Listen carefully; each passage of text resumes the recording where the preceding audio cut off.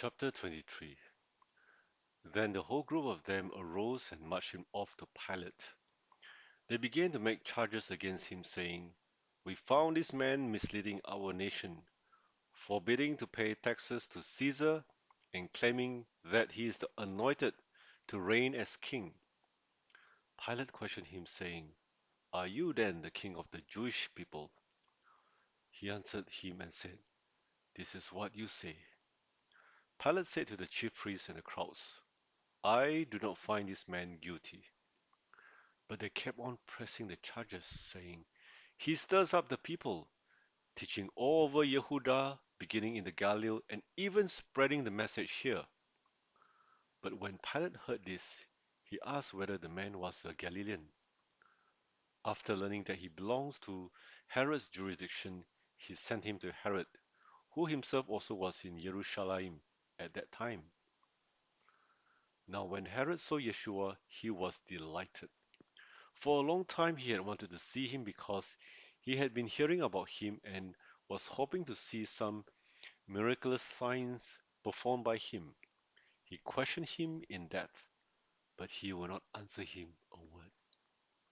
The chief priests and the scribes were standing there, pressing charges against him vigorously.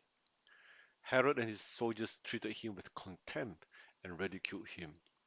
Then they dressed him up in a gorgeous robe and sent him back to Pilate. That very day, Herod and Pilate became friends with one another. Before that, they had been feuding with each other. Pilate called for a meeting of the chief priests, the rulers, and the people. He said to them, "You brought this man to me charged as one who incites the people to rebellion. Listen, having examined the case against him before you, I have found this man not guilty of the charges of which you accuse him. Neither has Herod, because he sent him back to us. Nothing deserving the death sentence has been done by him. So I will give him a flogging and release him." Now he was forced to release one prisoner to them during the feast. But they called out together, saying, "Take this man away and release Barabbas for us." He was one who had been thrown into prison for an insurrection which he instigated in the city and for murder. So Pilate wanted to release Yeshua to them.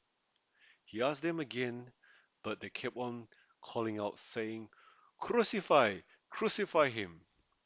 He said to them for the third time, "Why? Why? What crime has this man done? I have not found him guilty of charges deserving the death penalty. I will give him a flogging and release him." But they were insistent with loud voices asking that he be crucified. Their voices and the demands of the chief priests were compelling. Pilate announced the death sentence, and hence their requests were granted. So he released the man they were asking for, who had been thrown into prison for insurrection and murder, but he turned Yeshua over as they had wanted. When the Roman soldiers led him away, they compelled Shimon from Cyrene, who was coming in from the country, and loaded the cross beam on him to carry behind Yeshua. There were following him a great throng of people and of women who were pounding their chests in lament and mourning for him. But Yeshua turned towards them and said, "Daughters of Jerusalem, stop weeping for me, but weep for yourself and for your children. Look, the days are coming when they will say, 'Blessed are the barren and wombs that never gave birth, and the breasts that never nursed.' Then they will begin to say to the mountains, 'Fall on us,' and to the hills, 'Hide us.' For if they do these things to the green tree, what will happen when they do it to the dry tree?" Two others who were criminals also were being led away to be put to death with him. When they came to the place called the Skull, there they crucified him and the criminals, one on the right and the other on the left. But Yeshua was saying, Father, forgive them, for they do not know what they are doing. They threw dice to divide up his clothes among themselves. The people stood by watching. Some of the rulers sneered at him, saying, "He saved others. Let him save himself. If this is the anointed of God, his chosen one." The soldiers also mocked him, coming up to him, offering him sour wine, and saying, "If you are the king of the Jewish people, then save yourselves." Now there was an inscription above him, written in Greek, Latin, and Hebrew: "This is the king of the Jewish people." Of the criminals who were being hanged there, one was hurling abuse at him, saying, "Are you not the anointed one? Save yourself and us."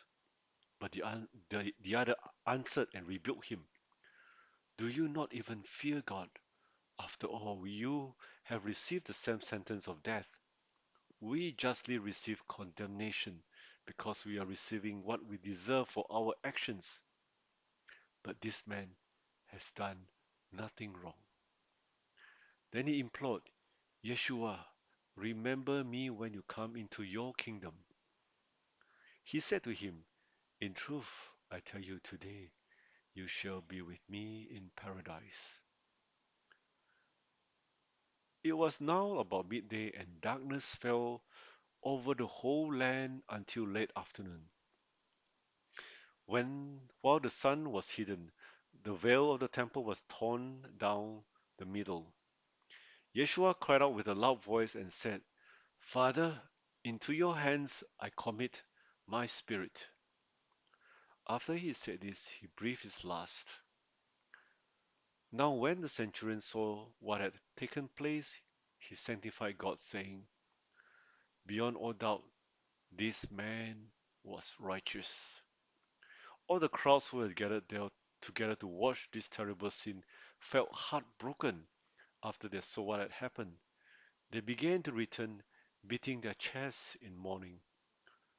Also his close friends and the woman who had accompanied him from the Galilee were standing at a distance, watching what was going on. Then came forward a man named Joseph, who was a member of the council.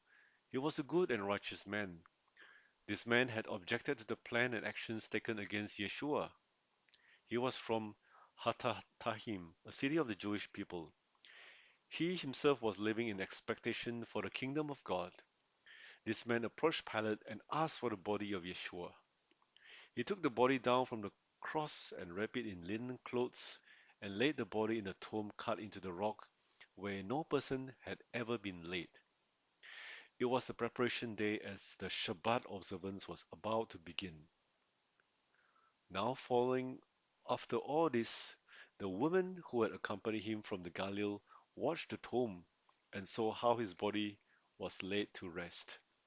They returned and prepared some sweet-smelling spices and perfumes for his burial. On the day of Shabbat, they rested in observance of the commandment.